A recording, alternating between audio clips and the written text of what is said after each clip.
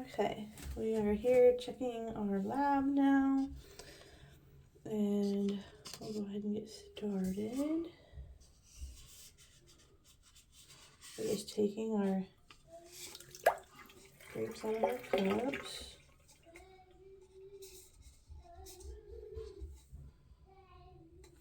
This is the grape from the salt water. I noticed that it feels like squishy, soft, and the skin feels like it's peeling away at the bulk of the grape. Like it feels like there's a gap between the grape and the cup there.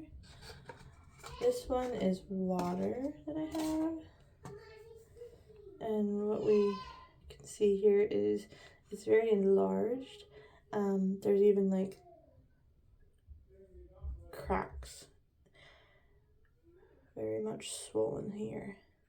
So I'd say the saltwater one shrank some, and the pure water with no sugar or anything added definitely swelled a lot.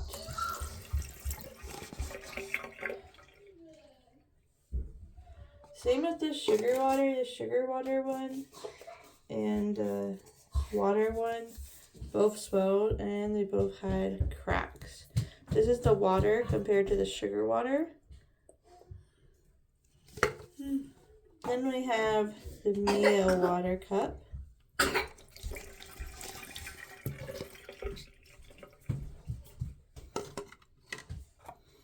The Mio water cup definitely took on dye, and it looks like it's swollen. Probably not as much as the water, but probably just as much as the sugar water. But that's pretty interesting looking. That's all dye underneath the skin of the grape. Then we have the coffee cup. The coffee took on some of the coloration there, and it looks like it stayed the same size. I don't see any change in the grape there. Now let's look at the hearts. I'm going to try to leave those in the cup, and I'll drain out the contents here. So I'm just putting my hand on top of the cup and pouring the solution out, but leaving the heart in there.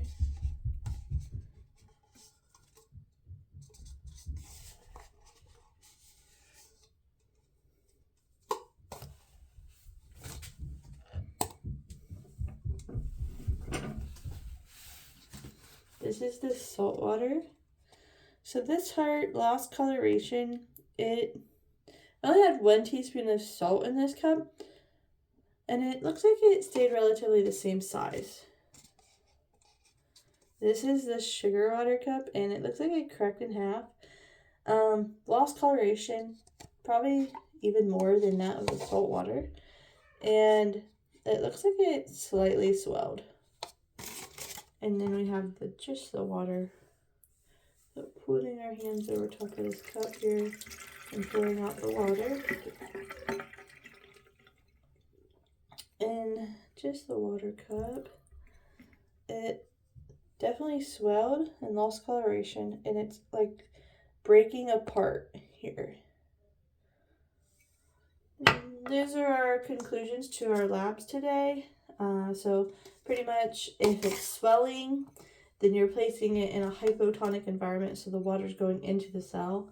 If it's shrinking, then you're placing it in a hypertonic environment, and the water's leaving the cell. And if it's staying the same, even if it has coloration or qualitative changes in texture and color and feel and all that, if it stays the same size, then it's isotonic. It's in the equilibrium state. Water can move in and out at the same rate.